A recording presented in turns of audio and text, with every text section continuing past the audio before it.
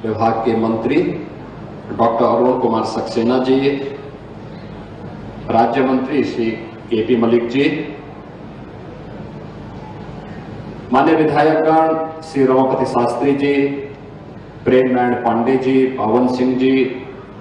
अजय कुमार सिंह जी, विनय कुमार द्विवेदी जी,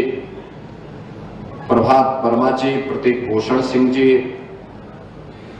मंजू सिंह जी, जिला पंचायत अध्यक्ष श्री घनश्याम मिश्रा जी, भारतीय जनता पार्टी के अध्यक्ष श्री अमर किशोर कश्यप जी, डीजी फॉरेस्ट श्री सुशील कुमार अवस्थी जी, प्रमुख सचिव उत्तर प्रदेश शासन श्री अनिल कुमार जी, और आज के इस कार्यक्रम में उपस्थित केंद्र और राज्य सरकार के सभी अधिकारीगण, इको टूरिज्म के क्षेत्र में रुचि रखने वाले सभी अन्य उपस्थित विशेषज्ञगण और बहनों और भाइयों, आज का दिन जनपद गोंडा के लिए बहुत महत्वपूर्ण दिन है, जब यहां की एक प्राकृतिक झील को एक अंतर्राष्ट्रीय मान्यता प्राप्त कराने के उद्देश्य से वर्ल्ड वेटलैंड्स डे के अवसर पर यह कार्यक्रम यहां आयोजित है। अर्गा और पार्वती नाम की दो प्राकृतिक झील, यह वास्तव में प्रकृति की मूल स्वरूप की ओर हम सबका ध्यान आकर्षित करती है, और कितना बड़ा इसका एरिया है। मुझे पहली बार यहां पे आने का अवसर प्राप्त हुआ है, क्योंकि मैं अक्सर इधर से होकर के गुजरता तो था, लेकिन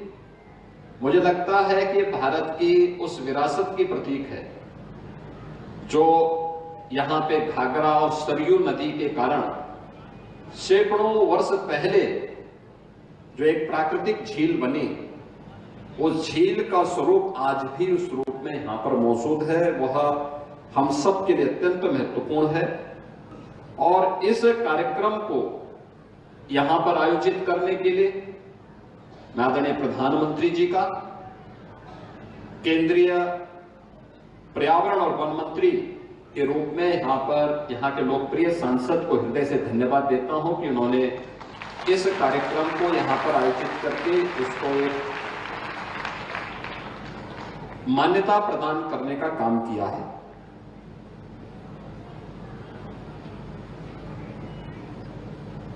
जितनी भी प्राकृतिक झील होती हैं, यानी वेटलैंड्स होती हैं,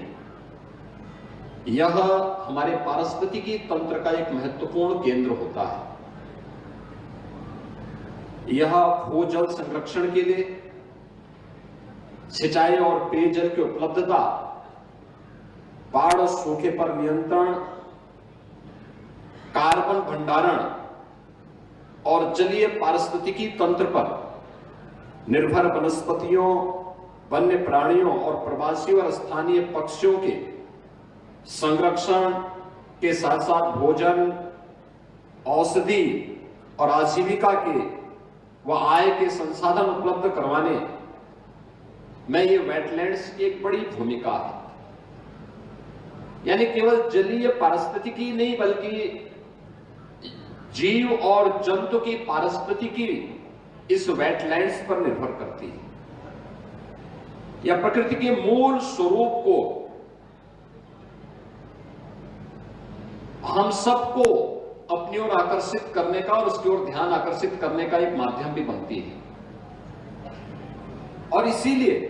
इस मूल स्वरूप के बारे में ही अथर्ववेद ने कहा, माता भूमि पुत्रोहम पृथिव्या, कि धरती हमारी माता है, क्योंकि हमें जीने के लिए उस प्रकार की पारिस्थितिकी तंत्र को विकसित करने में मदद करती है, और हम सब इसके पुत्र हैं। तो एक पुत्र के रूप में हमारा दायित्व क्या है? एक पुत्र का दायित्व होता है अपनी मां का संरक्षण करें, उसकी सुरक्षा करें और उस दिशा में एक बेहतर प्रयास करें। अक्सर होता है कि इस प्रकार की जो भी साइट होती है उस वह अतिक्रमण की चपेट में आती है, बेतरतीब वहां पे निर्माण कार्य होने लगता है और उससे वहां पर जो पारिस्थितिकी तंत्र है वह प्रभावित होता है। आज इसका दुष्परिणाम तमाम वेटलैंड्स भुगत रही है। बहुत सारे जीव और जंतु की प्रजातियां इसके कारण नष्ट होती हैं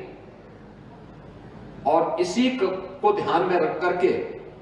जो रामसर साइट थी, रामसर का जो इस अंतर्राष्ट्रीय वेटलैंड्स कन्वेंशन में 1971 में